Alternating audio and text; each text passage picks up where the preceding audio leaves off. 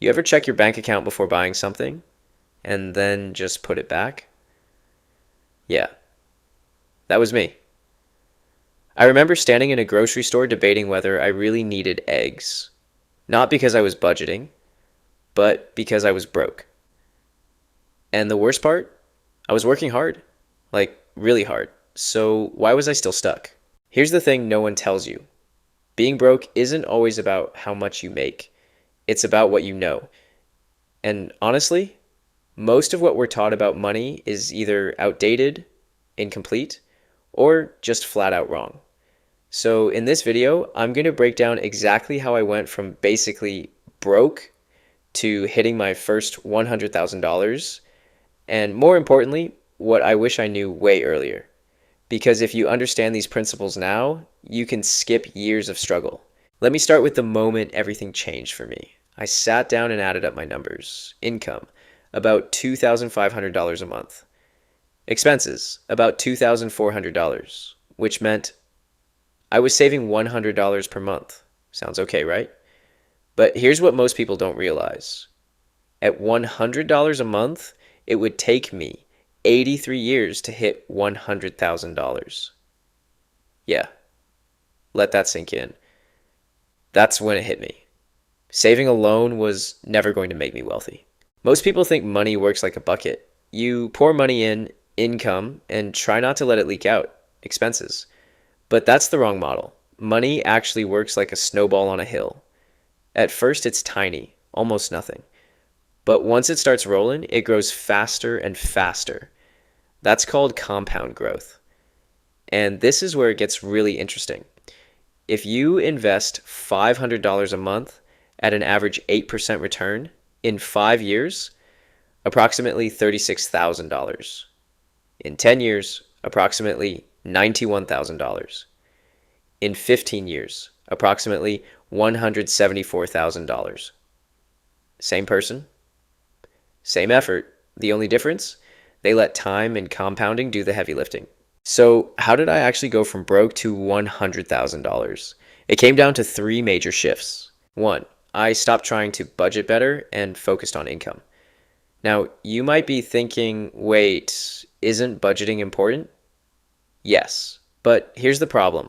You can only cut expenses so much. There's a limit to how cheap you can live. But there's no real limit to how much you can earn. So instead of obsessing over saving $5 here and there, I focused on increasing my income. That meant picking up a higher paying skill, taking freelance work, negotiating my salary, even going from $2,500 per month to $4,000 per month changes everything. Because now, you can save and invest real money.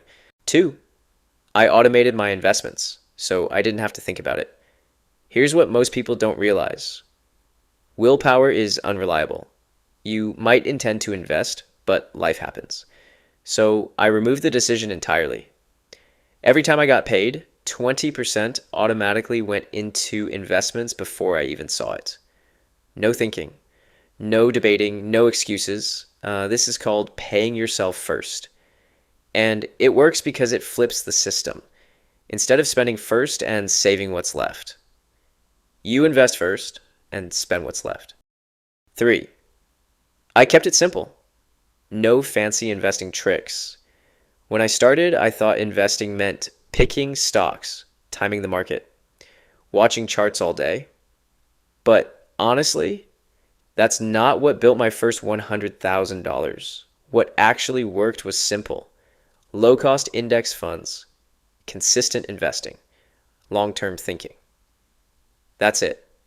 Because trying to beat the market usually leads to more stress, more mistakes, less money.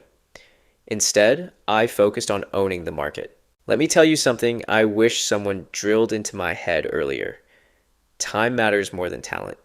If you start investing at 20 versus 30, the difference isn't small, it's massive. Example, person A invests $500 per month starting at 20. Person B invests $500 per month starting at 30. Both earn 8%. By age 60, person A, approximately $1.5 million. Person B, approximately $680,000, same effort, same money. but one started earlier. That's the power of time. I didn't get here perfectly. I made some expensive mistakes. Mistake number one, waiting until I had more money. I told myself, I'll start investing when I make more. Bad idea, because you don't build the habit. Even $50 per month matters. Mistake number two, trying to time the market. I waited for the perfect moment to invest. Spoiler, it doesn't exist. The market goes up and down constantly, but over time, it trends up. So instead of timing the market, I learned to spend time in the market. Mistake number three, lifestyle inflation. Every time I made more money, I spent more money. Better phone, better clothes, more eating out. And suddenly I was still broke, just at a higher income level. So I made a rule. Every raise equals increase investments first.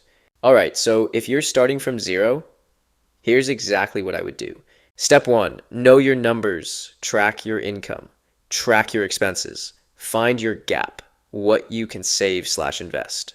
Step two, build a small emergency fund. Aim for $1,000 to start. This prevents debt when life happens. Step three, increase your income. Learn a skill that pays more. Ask for a raise. Start a side hustle. Even an extra $500 per month makes a huge difference. Step four, start investing immediately. Even if it's just $50 to $100 per month. Use simple, diversified investments. Consistency greater than perfection. Step five, automate everything. Set up automatic transfers. Remove decision making. Make investing the default. Step six, stay consistent. This is the hard part. There will be months where the market drops. You feel like stopping. You question everything. That's normal. But consistency is what separates people who build wealth from people who stay stuck. Here's what most people don't realize. Reaching $100,000 isn't just about the money. It's about momentum. Because once you hit that number, your investments start working for you. Growth becomes faster. Everything compounds. That first $100,000 is the hardest. After that, things accelerate. If you're broke right now, you're not stuck. You're just at the beginning of the curve. Everyone who builds wealth starts here. The difference is, some people learn the rules early, and others figure them out too late. So start now, even if it's small, even if it feels insignificant, because one day you're going to look back and realize that was the moment everything changed. If you found this helpful, hit like, subscribe, and let me know in the comments, what's your first money goal? Let's build it together.